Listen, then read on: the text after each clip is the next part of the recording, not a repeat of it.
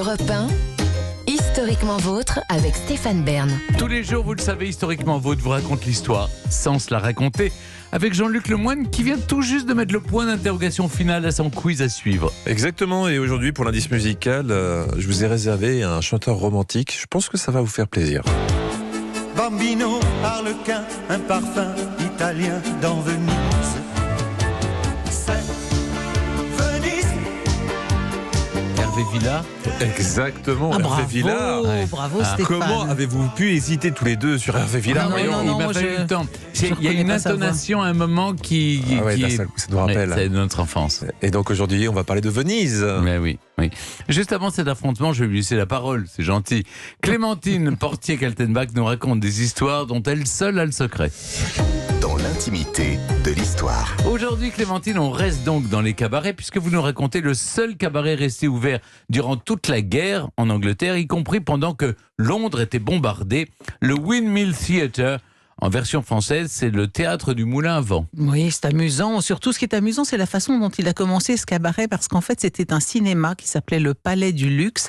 Et c'est en 1931, une dame qui s'appelle Laura Anderson, qui est déjà un peu blanchie sous le harnais. Elle a l'air de... On imaginerait plutôt une Miss Marple en train de prendre du thé et des scones. Eh bien, Il y a eu un film c'est- d'ailleurs, Mrs. Anderson, Exactement. avec notre Judi Dench. En 2005, Ouais. tout à fait, un film de Stephen Frears sur l'histoire de ce cabaret, bien sûr.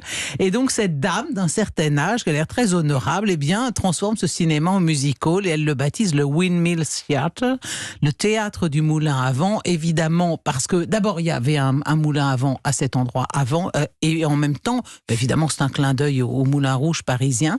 Et c'est un certain Vivian Van Damme qui y crée un spectacle qui va durer fort longtemps, qui s'appelle Revue de Ville. Parce qu'avant, évidemment, avant-guerre, l'imprimature française, le joyeux cabaret, c'est Paris. Donc, Revue de Ville, ça sonne de façon très appétissante. Et cette Revue de Ville va devenir très célèbre parce que les variétés, ils sont entrecoupés de tableaux vivants nus. C'est le premier spectacle de filles nues de la capitale. Les représentations ont lieu 6 jours par semaine, jusqu'à 5 fois par jour, sans pause entre les spectacles. C'est vraiment l'usine. C'est un spectacle unique à l'époque. Je suis donc l'année de sa création, 1931, parce que la censure impose des règles extrêmement strictes. Il est strictement interdit à des femmes nues de se mouvoir sur scène. Alors, comment est-ce que vous faites dans ces cas-là? En fait, le créateur du spectacle a été un grand malin. Il est parvenu à convaincre la censure que, finalement, un tableau vivant de femmes nues, c'était pas très différent des nus célèbres exposés dans les théâtres. Or, des nus célèbres, il y en a plein les théâtres londoniens. Donc, pourquoi? D'accord, on veut bien, elles vont pas bouger. Mais enfin, on peut mettre des femmes nues sur une scène. Alors, tout ça, évidemment, d'une parfaite hypocrisie. Immobile, c'est bon, ok, vous pouvez mettre des femmes à poil, mais si vous bougez, c'est érotique, donc c'est interdit. Alors, le créateur du spectacle, je le disais, est un petit malin, puisque ces danseuses nues ne peuvent pas bouger, il va faire bouger les décors, il va faire bouger les supports sur lesquels les jeunes femmes posaient de manière à ce qu'on puisse les voir sous toutes les coutures, sans qu'elles fassent le moindre geste. Donc, vous avez des espèces de plots, elles sont posées là-dessus, elles prennent une pose suggestive, et puis on fait bouger les plots, ça devait être un truc assez rigolo. Et puis, il y a aussi une autre technique pour faire un spectacle quand même très, très érotique pour les messieurs, c'est d'avoir d'immenses éventails et on cache les dames et on bouge les éventails, là encore, de façon à pouvoir découvrir progressivement telle ou telle partie de l'anatomie de ces dames. Donc voilà comment ça fonctionnait finalement, ce windmill. Et ces jeunes femmes sont devenues légendaires sous le nom de Windmills Girls. La particularité de ce théâtre, qui était dans l'West End de la ville, c'est que, je le disais, il n'a pas fermé pendant toute la guerre. Madame Anderson a refusé de fermer son cabaret pendant le Blitz. Le Blitz, c'est de septembre 40 à mai 41. C'est quand même, le Blitz, ça fait quand même 30 000 morts en Angleterre. C'était pas de la rigolade, les bombardements londoniens. Non, il n'a pas voulu fermer.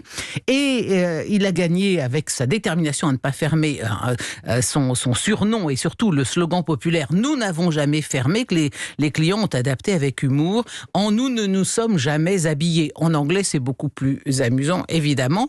Alors, en fait, en plus, c'est devenu une aventure très familiale, ce Windmill Theatre, parce que pour ne pas avoir à courir de risques en venant là-bas, la plupart des danseuses sont venues y habiter. Toute la troupe, en fait, habitait sur place. C'était une sorte de camping avec une atmosphère sans doute très joyeuse et en même temps d'autant plus chaleureuse que tout le monde avait la trouille en étant en temps de guerre. Hein. Et en fait, cet établissement était géré un peu comme un pensionnat par cette Madame Anderson, avec des règles très strictes en matière de consommation d'alcool, de couvre-feu, les danseurs et hommes et les femmes logeaient évidemment dans des zones séparées. Et on s'en doute, évidemment, c'est auprès des soldats en permission que le revue de ville du mouvement Moulin avant avait le plus de succès. Et parfois, les soldats restaient toutes ou partie de la journée. C'était du non-stop.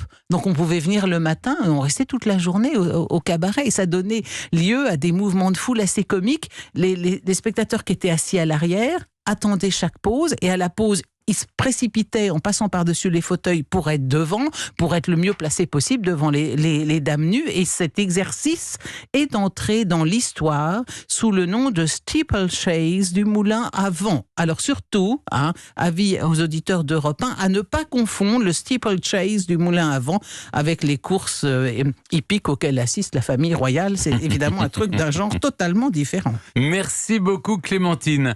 Et maintenant, c'est le moment de l'émission, vous le savez, je ne contrôle plus rien, puisque c'est Jean-Luc qui prend la main pour le quiz Born to be Alive.